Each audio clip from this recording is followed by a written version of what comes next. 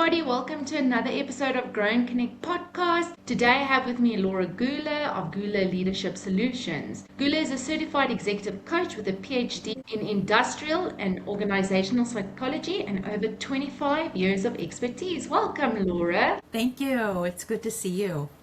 Thank you Good for to having see me. you too. So for the viewers that are not familiar with the work that you do, would you like to share a little bit about your background and exactly what it is that you do? Absolutely. I would love to. Thank you. Oh my gosh, I think over the last 25 years, I've spent my time in the trenches doing leadership development, organizational transformation work, coaching executives, all about how to create high performing organizations and teams that deliver results. So I got my PhD almost 30 years ago this June, and it's always been about how can we create healthy organizations. I think that's really what really drives me is growing up in an environment where work wasn't necessarily seen as a positive thing. And I remember at a very early age saying, I think there's got to be a better way. I think we need to be able to find work that enables us to bring out the best of ourselves and to make a contribution that's meaningful in the lives that we're serving. So my work now has really driven into helping leaders really figure out ways to build intelligence so that they can get their strategy to deliver the results as intended. Because the research has been very consistent over the last 20, 30 years that 60 to 80% of strategic initiatives fail, not because the strategy was wrong, because things were getting in the way between when they put the plan on paper and when the people try to get the work done. And that's where I really specialize. Michelle, is really about how to deal with the people side of change. The tasks of execution are pretty straightforward, but effective execution in complex, fast-moving companies, it's really difficult. And I think, that's where I've always gone in to work with companies and say, let's really understand what's really going on. Let's truly define what we're after and figuring out what's getting in the way. And that's where I try to build that intelligence so that leaders can see clearly before things become a problem on how to get to that next stage of growth and scaling the company. But my heart is really on the people side about trying to really understand that as leaders, you have to get work done through other people. And so that's where the real challenge is how do you engage people and fully utilize their skills? And you can't do that without empowerment. And as a leader, you can't do that without empathy or really being a good mentor or a coach. And so my focus as an executive coach, for example, is to really help leaders be that version of themselves where they're no longer the doer, but they're the leader, and they're enabling results by building capability within their teams and across the organization. That sounds great. And then maybe you could share some of the challenges that you faced along the way getting to where you are today. What challenges? What? Challenges? I don't know about that. Well, I think a lot of challenge has to do with mindset. And so that's something that I'm constantly learning throughout my career is how to interpret the challenges in a way that are generative and positive, and looking at them as an opportunity. So my mindset has really changed over the years where I look at even when something doesn't work out, there's a learning in there. And that builds your toolkit of understanding. And as an executive coach or someone who leads transformation and coaches others on how to do that in their company, you have to eat your own cooking. So part of that overcoming challenges is you constantly have to invest in your own skill development and growth as an individual and as a leader in order to tackle those challenges. After over 25 years in corporate settings, in late 2024, I launched my own company. So my big challenge was, okay, I've got, the service part down, but now I have to build the business. Yeah. Now I have to scale, and as most, solopreneurs will tell you, they're the artist at heart, but now they have to be the business developer, the marketer. But my approach, kind of like I've done throughout my life, is, I'm going to learn how to do that. So, and Jim Rohn used to say that success leaves clues, that, don't try to figure it out on your own. Find out who has already done it before you and what have they done that you can model and replicate in your own life so that you can get there faster. And I think that's a kind of a brilliant concept anyway for, helping even the leaders that I work with is, they want to get help to get solutions faster, and they don't want to have to spend years and years. And so my job is to help translate the theory into practical solutions. But applying that to my company, in the last 2 years, I've joined Mastermind, business system. I've gone through a business academy. I've really learned to figure out the mechanics of building my business and the infrastructure.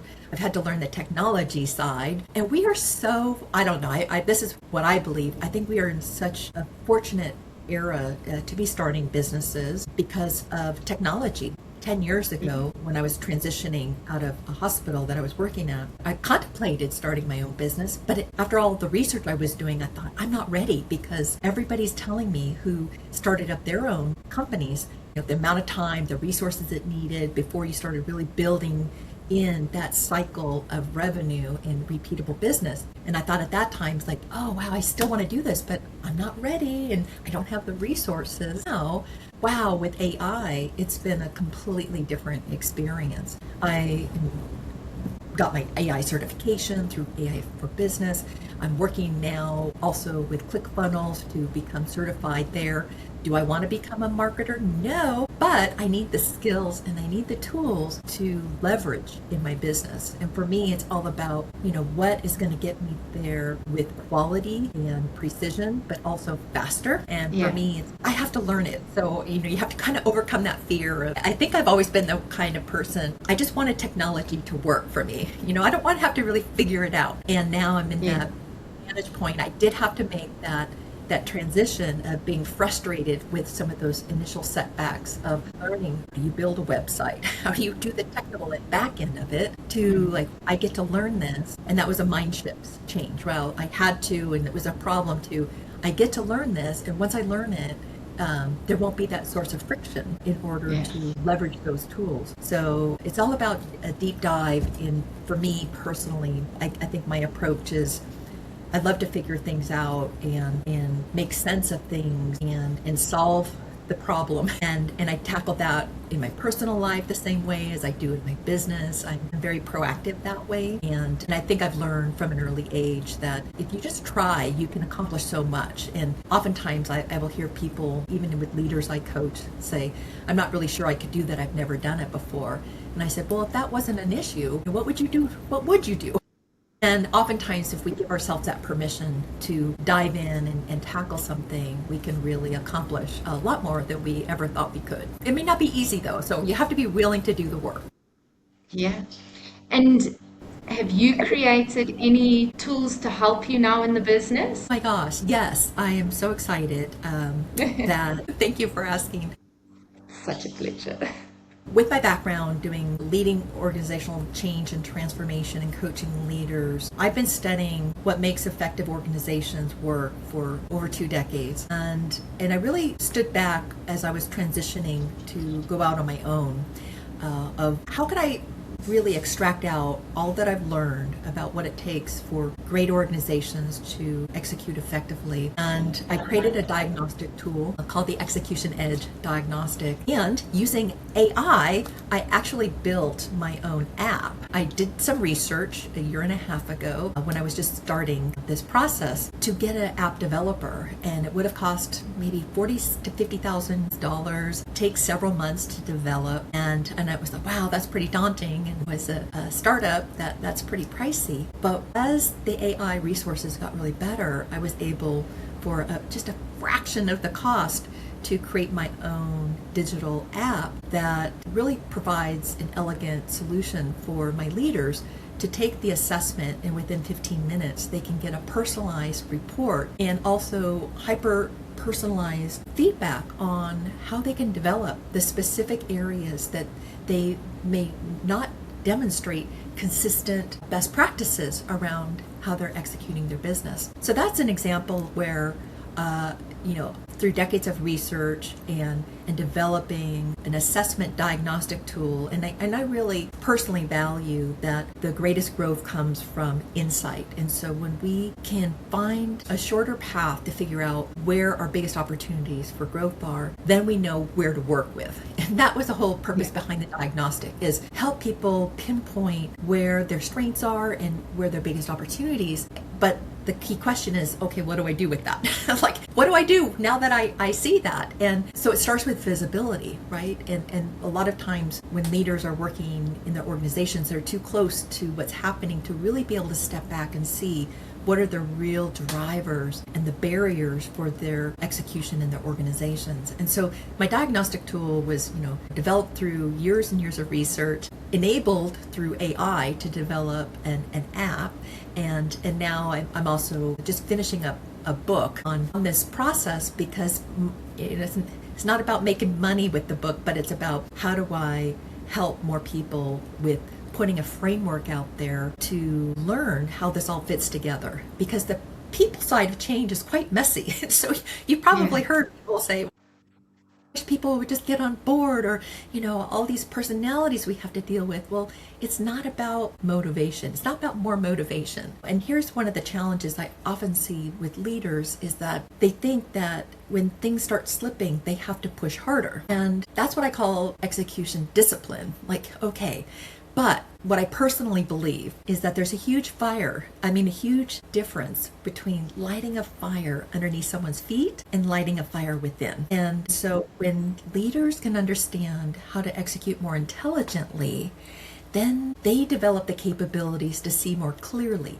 They develop the capabilities to align their resources effectively and to get work done through people. I'm really excited. I'm going to be self-publishing my book, and if your audience would like to get a copy, then encourage them to reach out for me. But for me at this stage, it's all about service. How can I help others by sharing what I know, what I've done so much time and energy investing in researching and finding out, working with my sleeves rolled up alongside of leaders on what works and what doesn't. Excited to be able to share that through my coaching and my transformation work that I'm doing with organizations.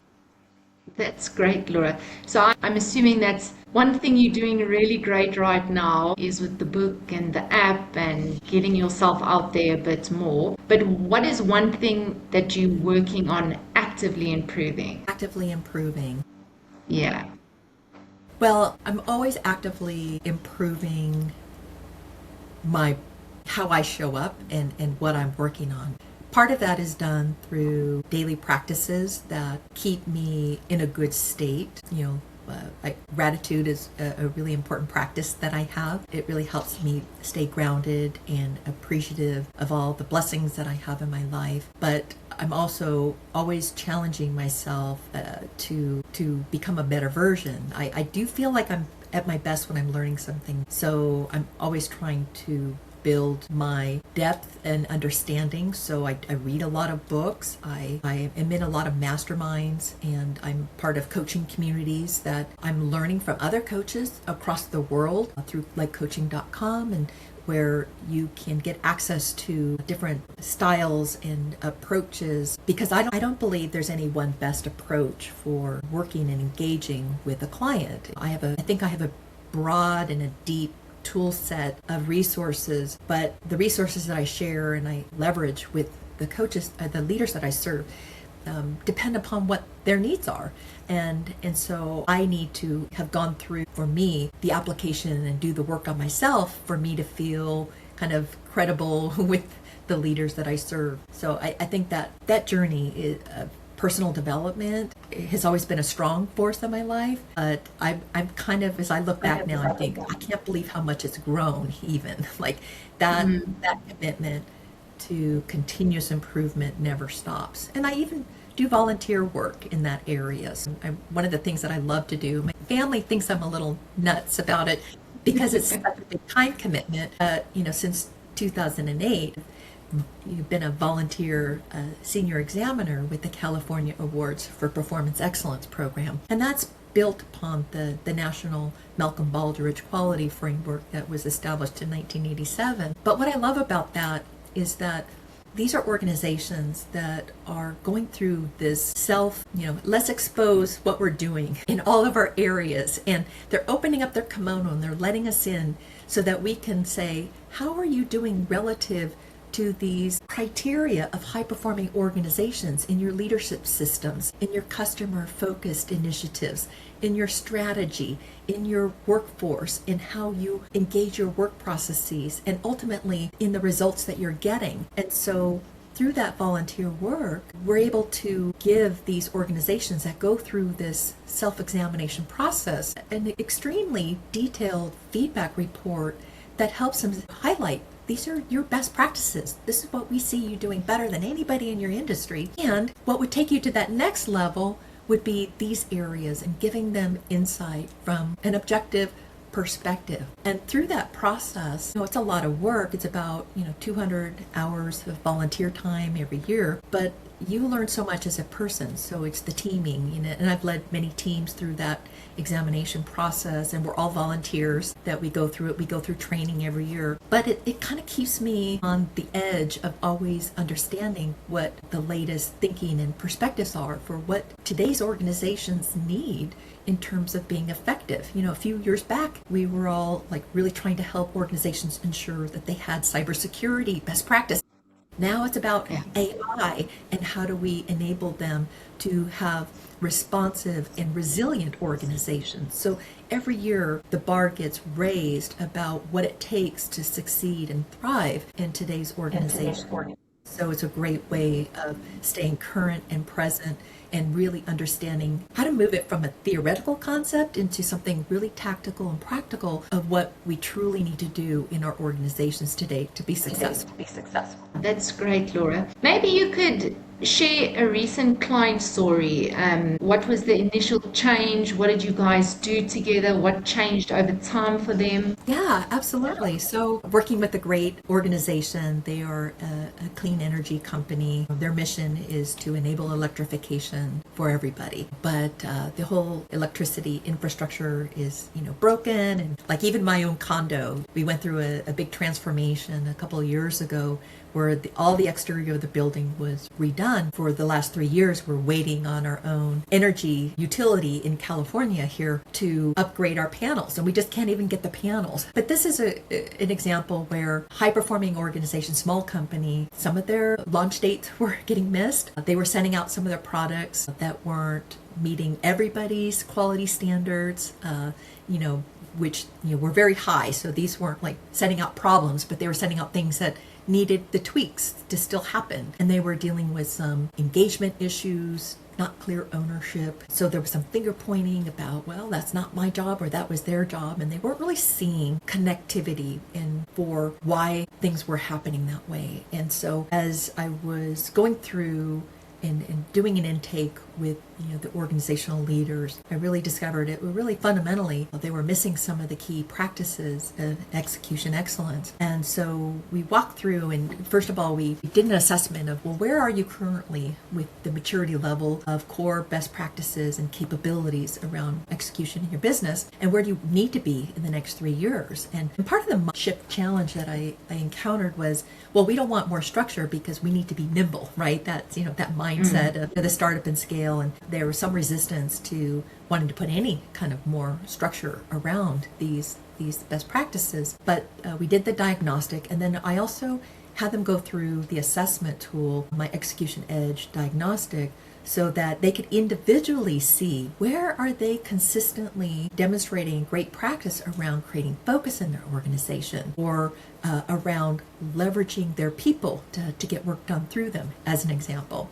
And then more importantly, how consistently were their peers and the entire leadership team engaging at that? And we were able to surface the different gaps that were present, both where they needed as individual leaders and also where their leadership team. The plateau that they were at was kind of that they didn't really know where to start. And so we did an offsite where we really looked at the patterns of where their biggest strengths and gaps were, and it really helped them all align on we need to start with two areas. One, we needed to really get super clear on the absolute priorities for the organization, and second, they needed to get much more disciplined about truly understanding what it took to resource all of their key initiatives, because now this is a classic challenge most companies have, even the most effective, is that they resource the plans thinking that they have the right time, budget, and staff allocated, but usually they're under-resourced. And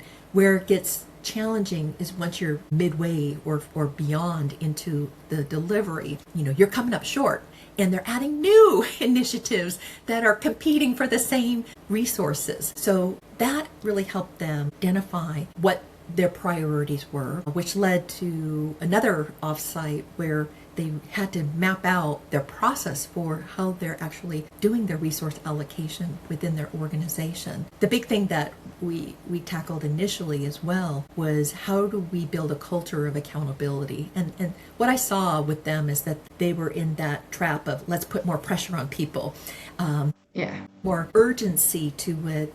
But when you do that in an organization, when you apply more pressure but you don't build capability, you don't get better outcomes. You get burnout and you get people who get really tired. And so we really talked about how do you create a culture of accountability? And accountability simply means you can count on me to do what's needed to get the job done. Accountability should never be that analogy of like, I'm going to hit you over the head with a 2x4. That's not accountability, that's punishment.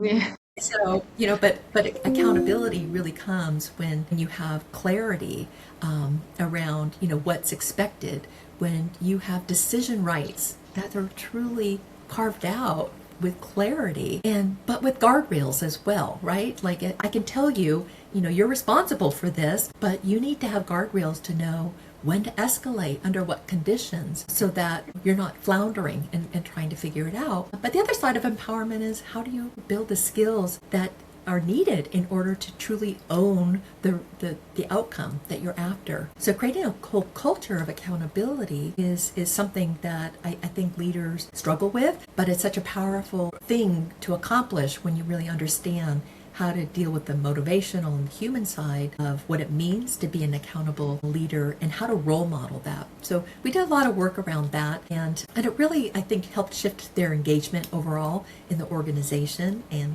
the teams feeling like, wow, we're starting to feel a little bit different. But what one of the leaders shared with me is like, it was kind of like a pressure valve was released because people were so grateful that they just had greater clarity on what truly were the biggest priorities and what was their specific role in accomplishing that, and having the guardrails to be able to say, if you want me to do that, how does this really fit with these strategic priorities? And do I have permission to say no? And that's a big one, because if we're asking people to do more and their plate is already full, what are they going to have to say no to? And that's not a skill most of us are comfortable with, is how to say no. And so those were some of the areas that we focused in on. They're still on that journey to build those execution capabilities. But I'm so excited for the energy that's been created, and more importantly, the alignment of the leadership team. I think it was a great way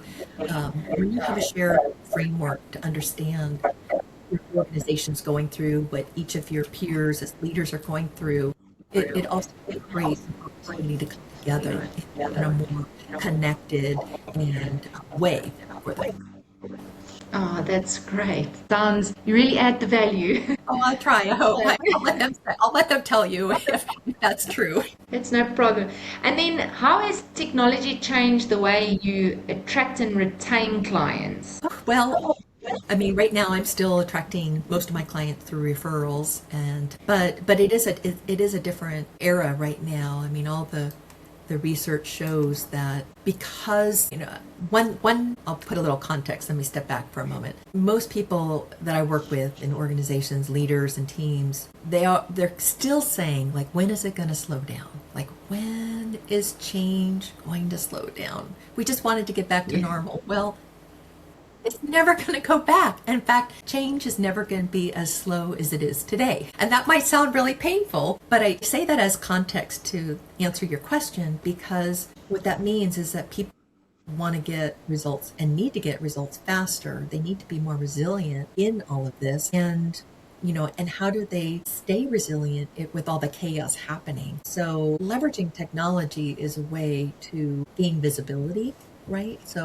And that's where, that was the biggest, I think, challenge for me personally, is throughout my whole career, I never wanted the attention on me. I always had this personal belief that if you do good work and you get great results, that will speak for themselves, but it doesn't. So in this virtual world, if you're not noticed, you're not able to serve. And so part of that is that you have to get visible. And that's in part why I wanted to write my book, and I wanted to get on podcasts like yours to just connect with people who are my tribe and who going through these challenges and want someone to help them go through this process, because many people try to do it for many years on their own, and they get very tired, and they may be somewhat successful, but maybe not fully successful. And so to get out there, I think that's where the big shift is that now we have this great equalizer of online access where we can connect with folks. I'm working with individuals currently in different parts of the world, yourself included. We're in different areas of the world,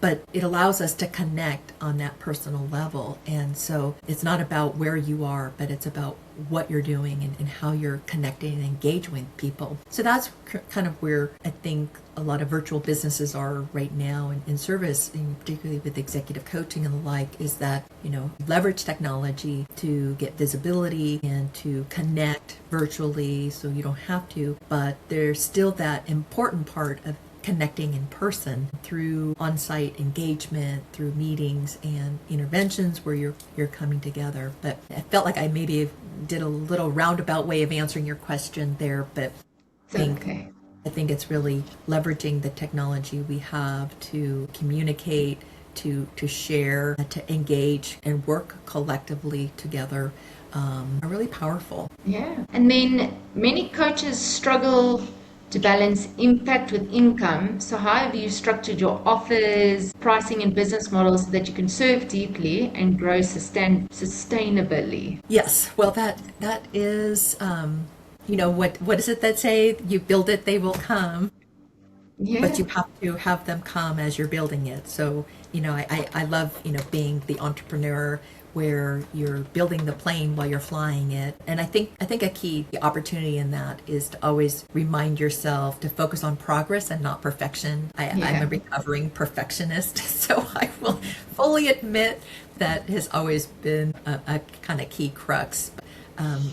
Part of it is that, just do the work while you're still engaging with. So, and what I mean by that is, invest the time and energy into building your content and your solutions and your infrastructure while you're serving your clients. And that's currently, certainly my model, but I'm not inventing that, there's books been written for many years on the different hats that entrepreneurs have to play in terms of, running the business, in terms of marketing, and in terms of serving. And where the heart is on the serving, but you still have to deal with the other two aspects of marketing your business and building that infrastructure and maintaining that. And that comes really through discipline. It also comes through having the systems to stay organized and focused in order to get there. So I don't know if I have any secret sauce to doing that, other than really being intentional about what are my priorities for this week, this month, and keeping that